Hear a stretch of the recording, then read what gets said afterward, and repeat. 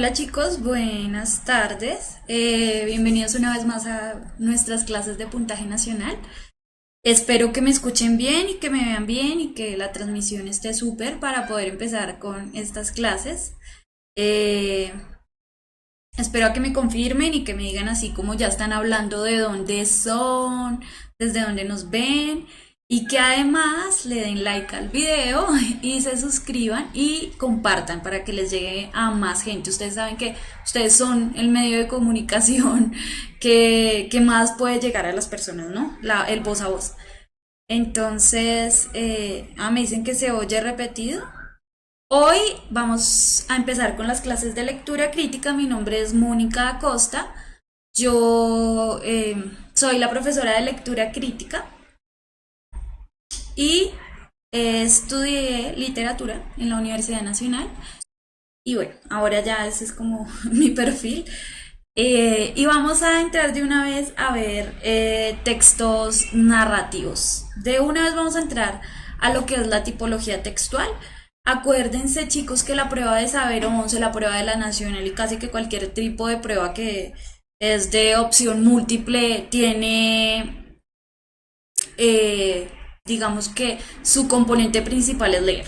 Entonces, lectura crítica no solo quiere decir que es para que lean textos literarios o textos en sí de periodísticos o lo que sea, sino todo tipo de texto como las preguntas. En sí, si no leen bien un enunciado, pues ya no van a entender lo que evalúa la prueba, entonces leer es fundamental para toda la materia, ¿listo?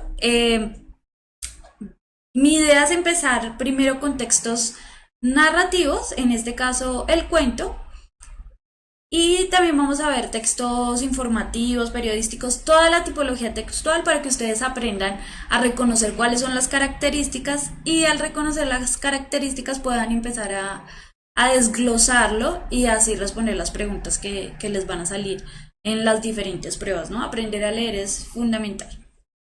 Listo. Entonces empezamos esto del cuento con una cita de Isabel Allende que resume casi que toda la clase y que dice, el cuento es comparable a la flecha que se dirige al blanco, que necesita la dirección, la precisión, la velocidad.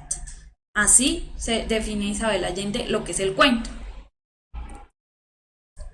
Entonces, lo primero que hay que saber al momento de hablar de textos narrativos, en este caso el cuento, son los géneros literarios que existen, ¿no? Entonces, ¿qué son los géneros literarios? Es cada una de las clases en que se dividen los textos, cuya finalidad es relatar de forma estética los escritos de los autores que tienen un propósito determinado. Entonces, en este caso, lo que sucede es que, claro, los textos literarios que tienen en común, que es una forma estética de narrar algo, ¿sí? Entonces, cuando hablamos de forma estética, es que tiene unos elementos que lo hacen ver o sonar o leer de una forma agradable, bella, mejor dicho, que se enfoca un sentimiento, ¿sí? Digamos que esto es muy difícil de definir, pero pues ya se entiende que, qué tipo de texto es un texto literario, a qué tipo de texto es un texto de periodístico. Uno no lee un cuento igual que lee una noticia, no tiene los mismos elementos. Y eso es lo que los diferencia, esa forma estética en que fue escrita por el autor. Es una manera diferente de narrar y es lo que le da el plus a la literatura. Entonces eso es lo que está inscrito en los géneros literarios. El primer género literario que vamos a ver, o sea, pues que está listado acá y que lo vamos a ver también en una próxima clase, es el género lírico. Este se usa para expresar emociones y regularmente está escrito en verso, ¿no? Entonces, pues ya no, porque desde el siglo XIX, siglo XX ya empezamos a hacer verso libre, pero usualmente pues en el pasado y también ahorita se escribe en verso, ¿no? Y generalmente se usa para expresar emociones, tiene una estructura particular que vamos a ver, eh, digamos que más adelante. El segundo es el género narrativo, que es con el que vamos a empezar hoy, que se utiliza para presentar historias realizadas por personajes que pueden intervenir mediante el diálogo. El narrador cuenta la historia y para ello puede utilizar distintas formas de elocución, que es la narración, la descripción, la exposición o la argumentación. ¿Listo? Listo. El tercero es el género dramático. Ese es aquel destinado a ser representado ante unos espectadores. El género dramático tiene una característica especial y es que es puede ser, digamos, leído de dos formas. Una, a través del texto, es decir, cuando una obra literaria uno la lee, una obra dramática como leer una obra de teatro, y otras verla representada, ¿no? Que son dos formas de lectura. Y cada una tiene pues sus elementos. Entonces, en este caso estamos hablando del texto escrito donde los personajes intervienen sin la mediación de ningún narrador y siguen las indicaciones sobre cómo deben hablar, cómo deben vestir, qué movimientos deben hacer, que es lo que se llaman acotaciones en el texto teatral. También vamos a ver esto más adelante en unas próximas clases. Eh, Ahora, aparte de esos géneros literarios, hay unos subgéneros que los contienen y son cada uno de los tipos de textos que se incluyen en los anteriores géneros que habíamos dicho y todos están caracterizados porque tienen unos rasgos comunes. Entonces, pues para que lo entiendan mejor, dentro de del género lírico hay unos subgéneros que está la canción, que es un poema de tema amoroso, que lo conocemos totalmente, ¿no? Se le pone música a una composición. Una oda, que es un poema que trata un tema serio y elevado, usualmente se usa para elogiar a alguien y ese alguien puede ser, de acuerdo de la época ha cambiado mucho, entonces desde los dioses griegos hasta el dios ya católico, hasta los reyes, esa oda se puede hacer en cualquier momento. Eh, que si puedo ser un poco más lenta, tranquilos, esto igual queda grabado, no se preocupen. La sátira, que es un poema utilizado para ridiculizar a alguien o algo, ¿no? La elegía, que es un poema en el que se llora la muerte de un ser querido. Usualmente la elegía también se usaba en un inicio para cuando alguien moría, pero no cualquier persona, sino un héroe, un líder, lo que se llama un héroe griego, un príncipe, bueno, cualquier persona que tenía un alto rango social, se le hacía una elegía. Ya después la elegía pasó a ser más de uso común, pero pues igual la hacían escritores elegías a un ser querido que murió, el padre, el hijo, el hermano, ya era más, digamos, personal.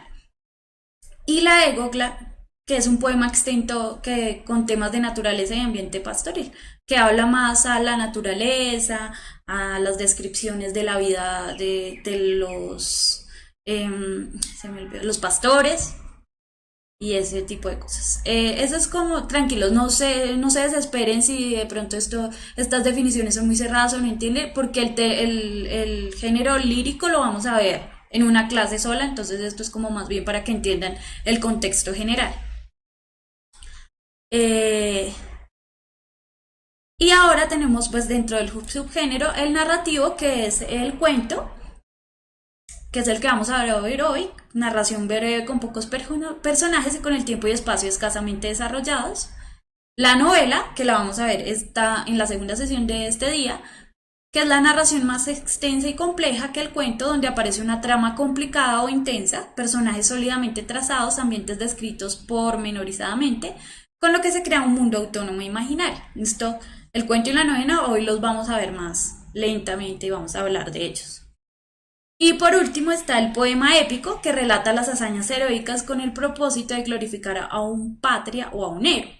El épico, ustedes tienen un ejemplo claro que es la Odisea o la Ilíada, que si les ha tocado leérselas, pues ya habrán visto cómo es la descripción de todo un mundo épico del héroe.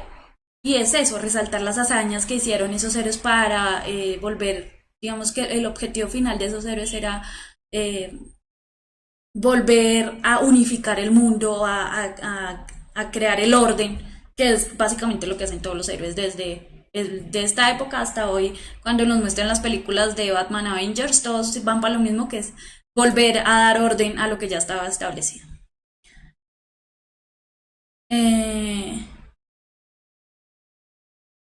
Listo. Y por último está el subgénero dramático. En él está la comedia, que desarrolla conflictos divertidos y amables con personajes pertenecientes al mundo de la normalidad. El drama, que son personajes que luchan contra una adversidad y pueden intervenir elementos cómicos, y bueno, en eso ya se llama tragicomedia.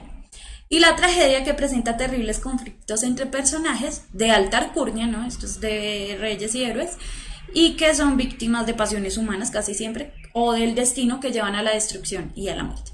El género dramático también lo vamos a ver en una clase aparte, entonces no se afanen. ¿Listo? Ahora sí vamos a entrar a lo que vamos a ver hoy, que es el cuento. Vamos a ver entonces el cuento. ¿De dónde viene es la historia y el origen del cuento? Etimológicamente, es decir, el significado de la palabra como tal, procede del término latino computare, que significa contar, lo que implicaba en un inicio que era simplemente el cálculo. Entonces el cuento, inicialmente el término sirve para describir cómo se cuenta, entonces es 1, 2, 3, 4, 5, lo que significa contar cifras. Luego, como por extensión de la palabra y porque también tiene cierto significado de esa manera, pasó a referir a contar un número de circunstancias o de hechos. Entonces, ¿por qué? Porque también el cuento es una recopilación de sucesos que se van contando poco a poco. Entonces es 1, 2, 3, 4 también, pero contando sucesos, y por eso se atañó el término de cuento. ¿Qué pasó con el mito y todo eso? Digamos que el mito está dentro del subgénero narrativo del cuento. La fábula y todo ese tipo de cosas están dentro del subgénero narrativo del cuento por su estructura, ¿sí?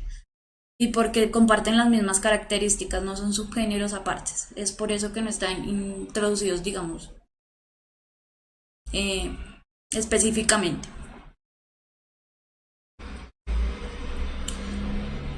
Que me preguntaban acá, ¿no? Ahora, sigamos. El cuento viene desde siempre, ¿no? Entonces, acuérdense que la literatura, una cosa es la literatura escrita y la literatura oral, pero todo es literatura. Entonces, antes, en una época primitiva, se transmitían todas las impresiones, recuerdos, saberes y todo a través de, oralmente a través de la narración. Y eso, así es como empiezan el término, digamos, de contar una anécdota o contar algo. Ahora, ya en la actualidad, el cuento, ¿qué es el cuento? Se designa como un relato breve, que puede ser oral y escrito, en el que se narra una historia de ficción, que puede ser fantástica o verosímil, con un reducido número de personajes y una intriga poco desarrollada que se encamina rápidamente hacia su clímax y desenlace final. Esta es una definición, hay muchas definiciones del cuento, digamos que esta es una de las que escogí que es más precisa. Ahora, cuando dice puede ser fantástico o verosímil, si no saben qué es verosímil, verosímil es que puede llegar a suceder en la vida real. Es decir, que es creíble en la vida real o en la vida dentro del cuento, ¿sí? Ya les voy a dar un ejemplo de cómo así eso de la vida dentro del cuento. Verosímil es que puede llegar a ser posible, que no es incoherente dentro de la historia. Eso es lo que significa verosímil. Eh, El Decameron empezó siendo un género lírico, porque todo ese tipo de cosas están contadas en verso.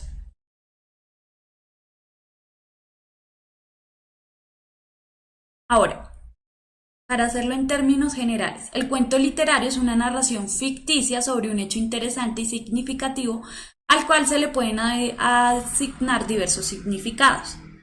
Ojo con eso, una narración ficticia. Todo elemento que es escrito es ficticio.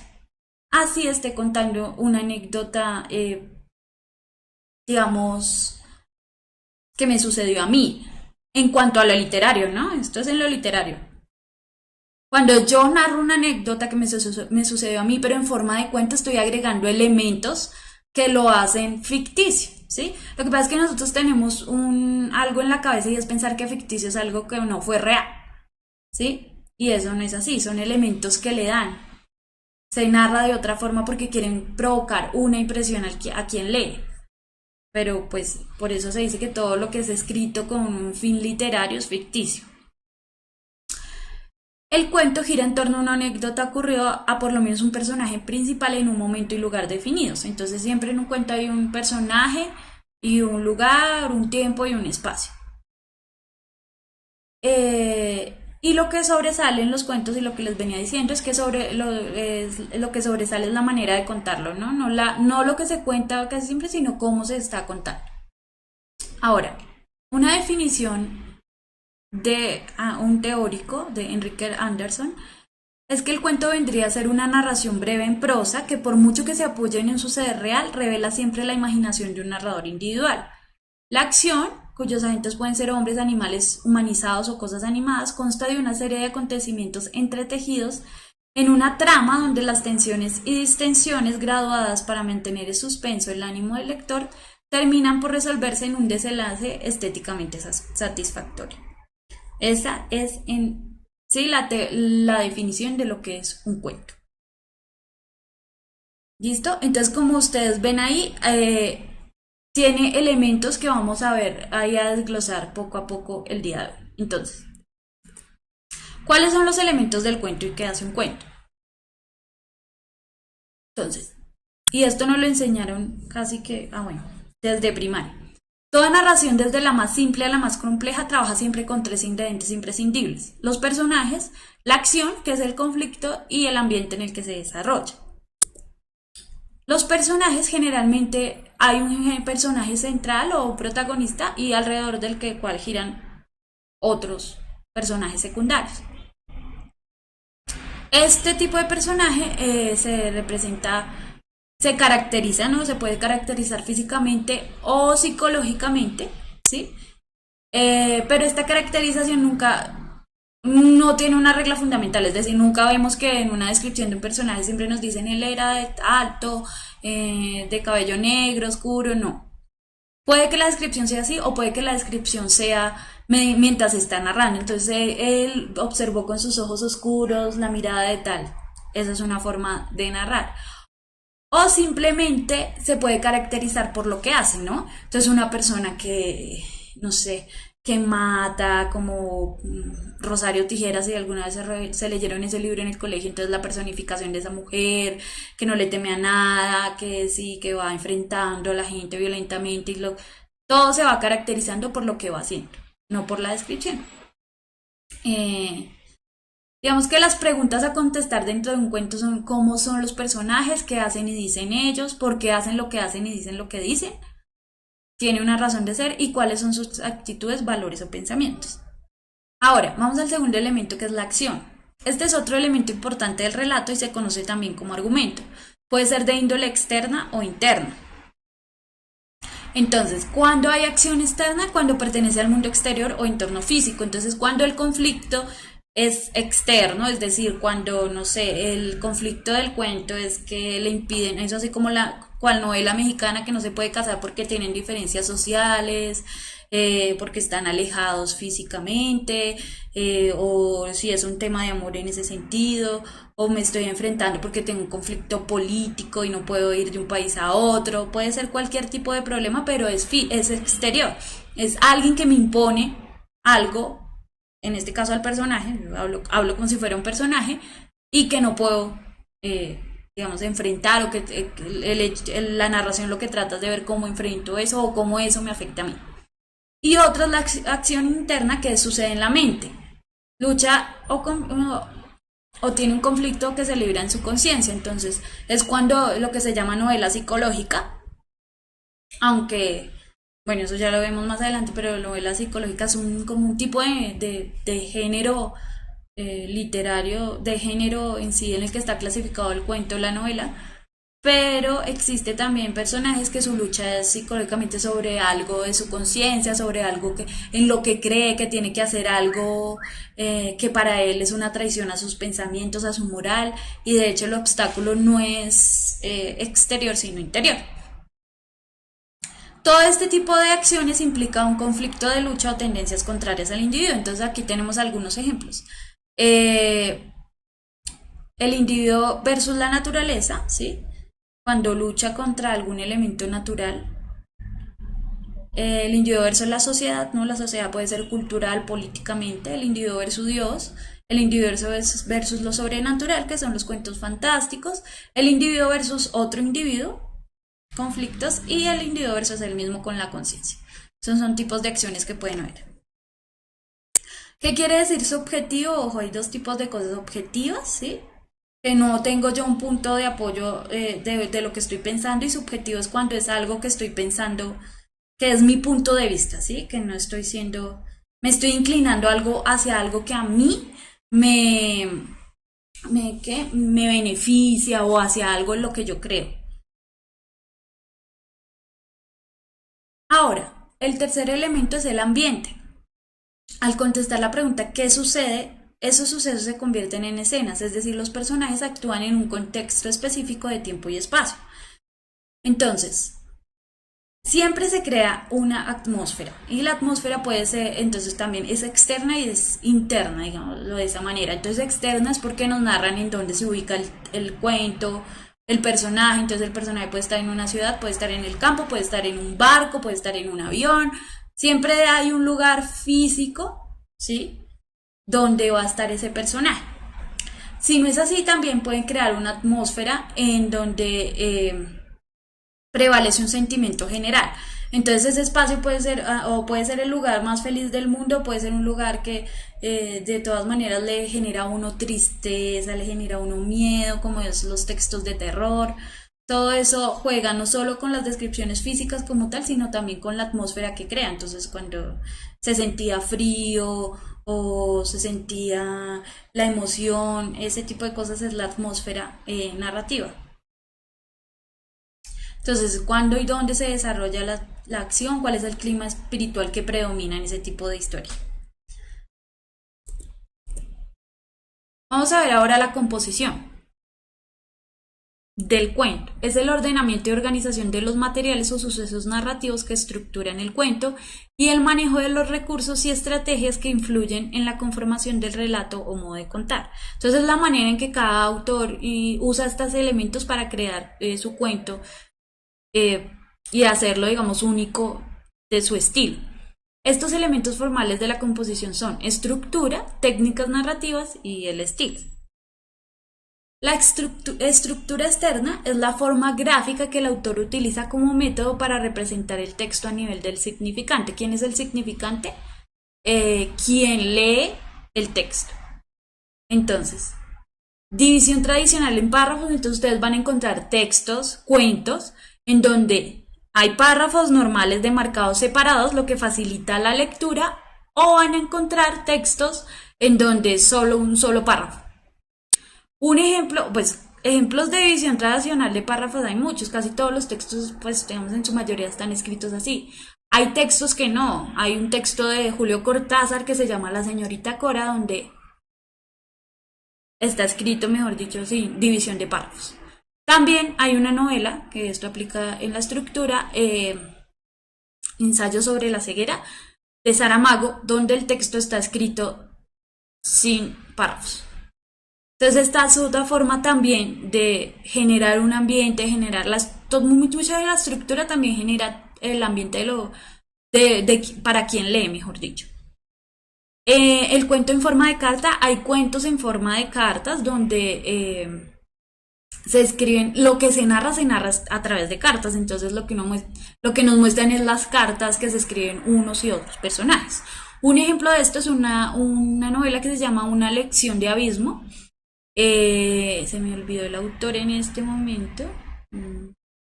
Ricardo, bueno, algo, una lección de abismo. Y el cuento empieza, es una novela, también está contada así, forma de carta. Puede también suceder en un cuento. Intercalación de obituarios, recortes de periódicos o manuscritos encontrados. Entonces, ¿qué pasa? En un cuento a veces también está la narración, y de repente a veces ponen los recortes del periódico como se ve, como él está viendo la noticia, o ponen un fragmento de un poema. Ese tipo de estructura también le sirve. Hay cuentos en los que hay una ausencia de signos de puntuación. Cuentos donde a propósito, no como a veces nos pasa a nosotros que no ponemos puntuación, pero porque ni si no se nos ocurre, sino porque a propósito hay autores que dejan de poner signos de puntuación porque así les funciona el relato, ¿sí?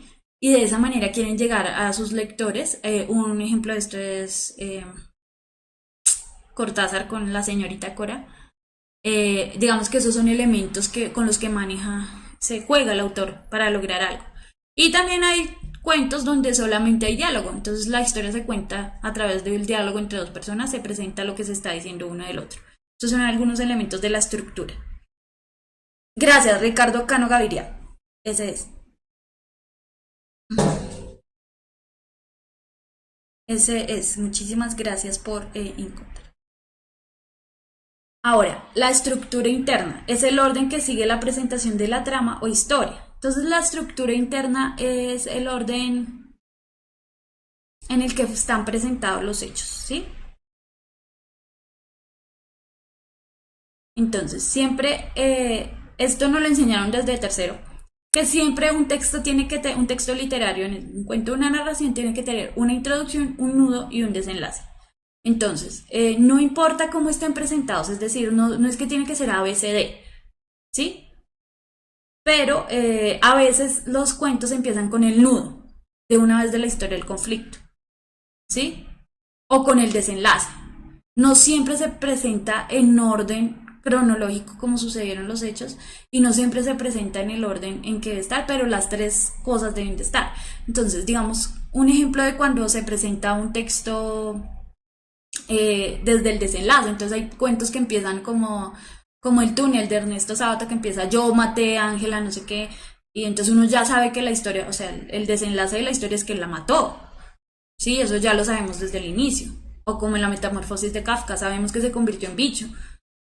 Eso es cuando empiezan desde el desenlace de la historia, pero entonces de ahí ya vamos viendo cómo es que se presenta la introducción del personaje y cuál fue el nudo del desarrollo, que es el elemento más importante que hace que esa historia tenga un sentido, ¿sí? Que esa historia tenga algo por qué contar. Uno no cuenta, o las historias no se cuentan simplemente porque son cotidianas, sino porque tienen una vuelta de tuerca, así como se dice, que hace que sea como el nudo que tiene que llegar a solucionar. Y otra parte importante del cuento es el estilo. El estilo es un conjunto de rasgos particulares o manera individual en que un autor utiliza el lenguaje en función de la narración. Entonces, depende de la tendencia a elaborar una lengua artística a partir de las modalidades dialectales de habla popular. Entonces, ¿esto qué quiere decir? Cada autor de un texto, de un cuento, tiene un estilo diferente.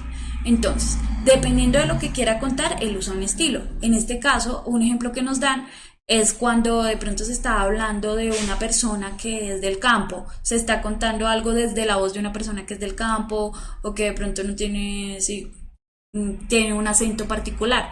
Entonces eso se copia a través de un habla popular. Entonces se ponen las palabras ¿qué hubo?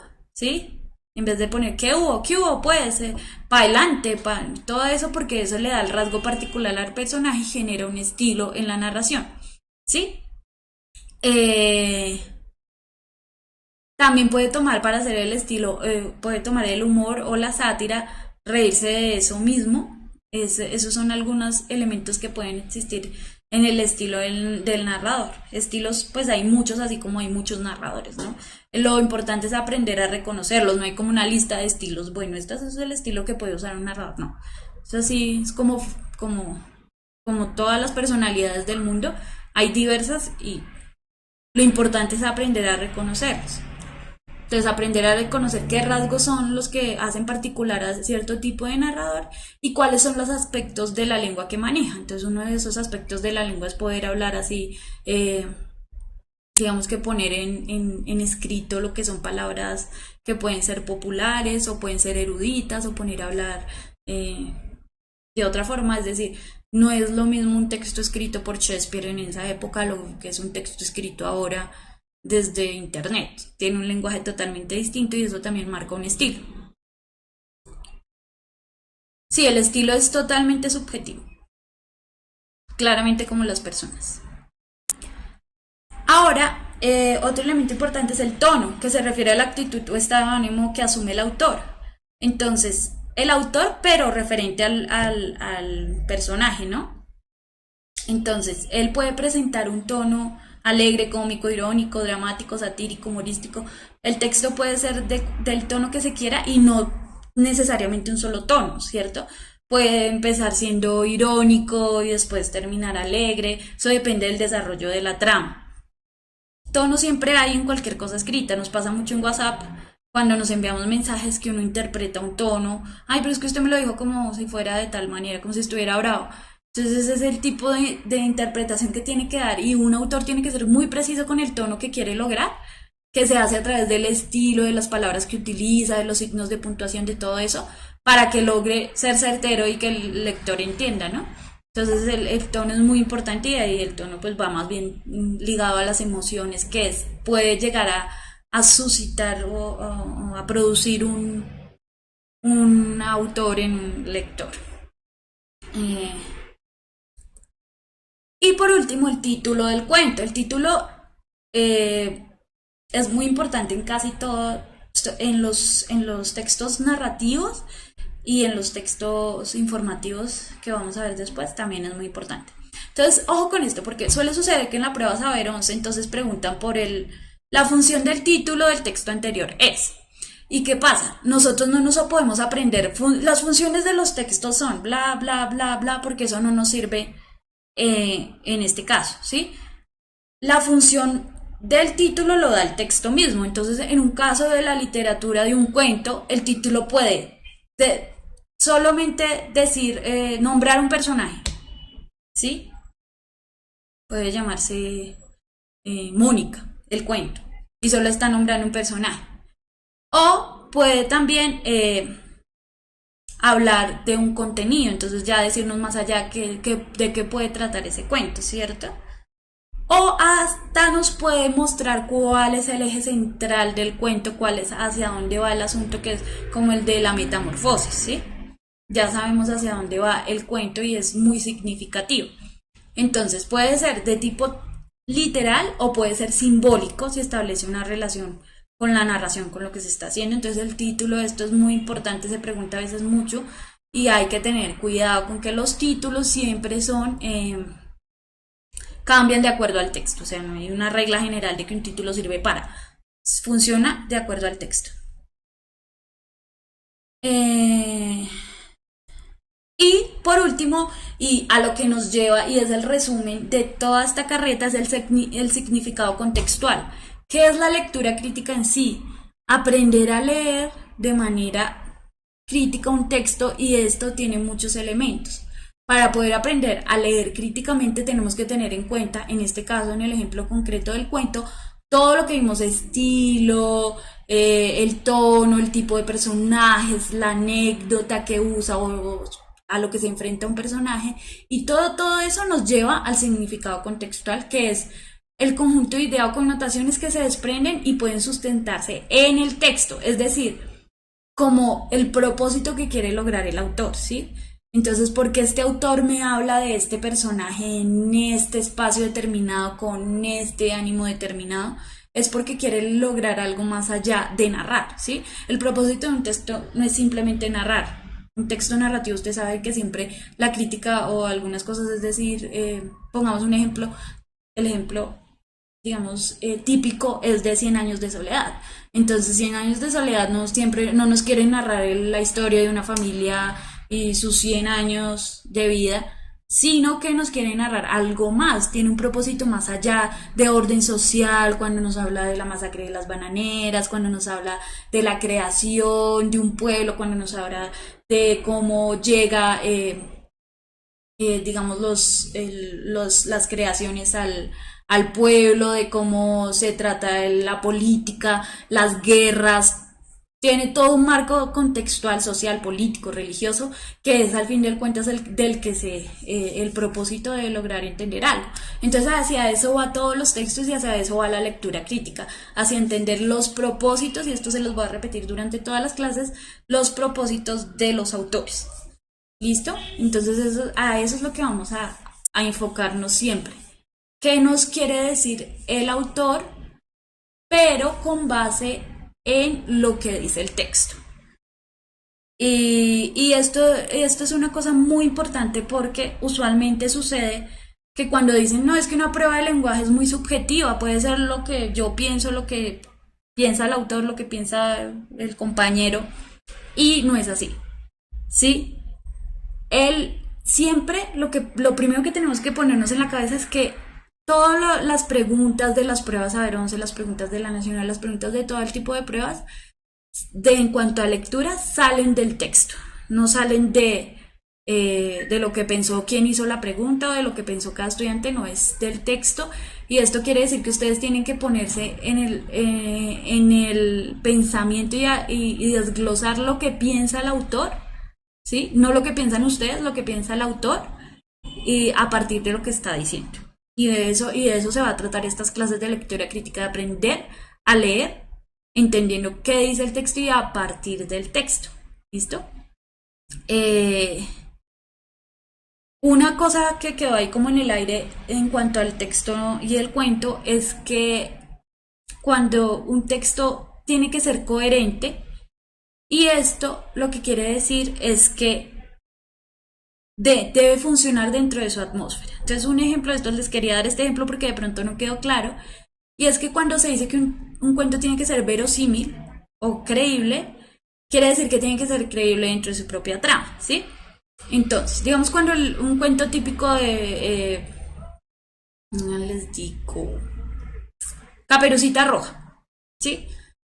Dentro de Caperucita Roja, el cuento es coherente porque, bueno, Caperucita Roja va, la lleva, se la come un lobo y después la abuela, digo, se come a la abuela y después cuando llega el leñador y se va a comer a Caperucita y no sé qué. Si ustedes se dan cuenta en ese texto que todo el mundo conoce, nunca sucede que nadie se sorprende porque un lobo se comió a una abuela, el leñador no se sorprende al sacar a la abuela del estómago del lobo y que esté viva.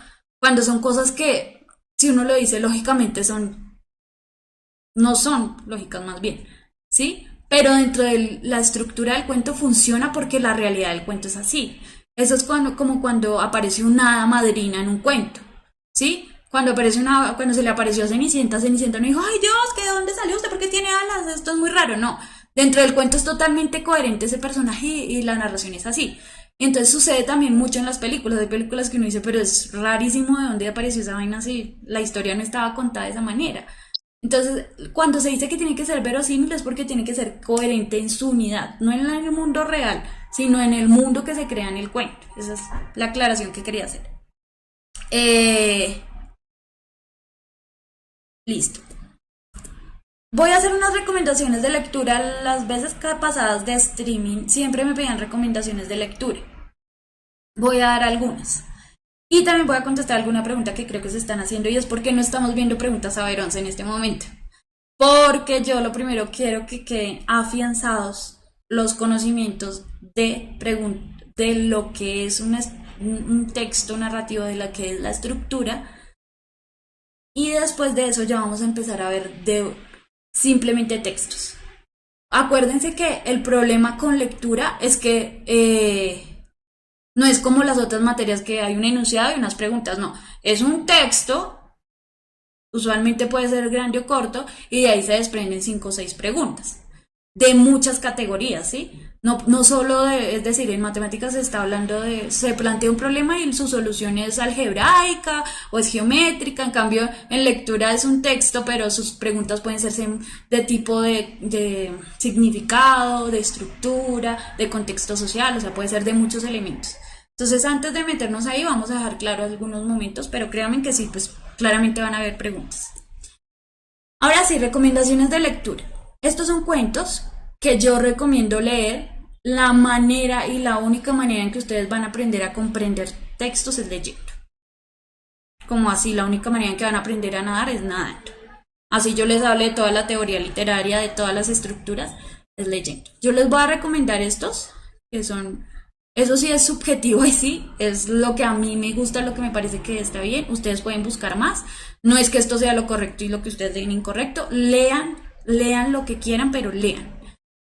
¿Listo? Estas son algunas recomendaciones. Una es Continuidad en los parques, de Julio Cortázar. Es un cuento muy cortico. La gallina degollada, de Horacio Quiroga, que es hermoso también. Custodio la emparedada, de José María Cordobés, colombiano.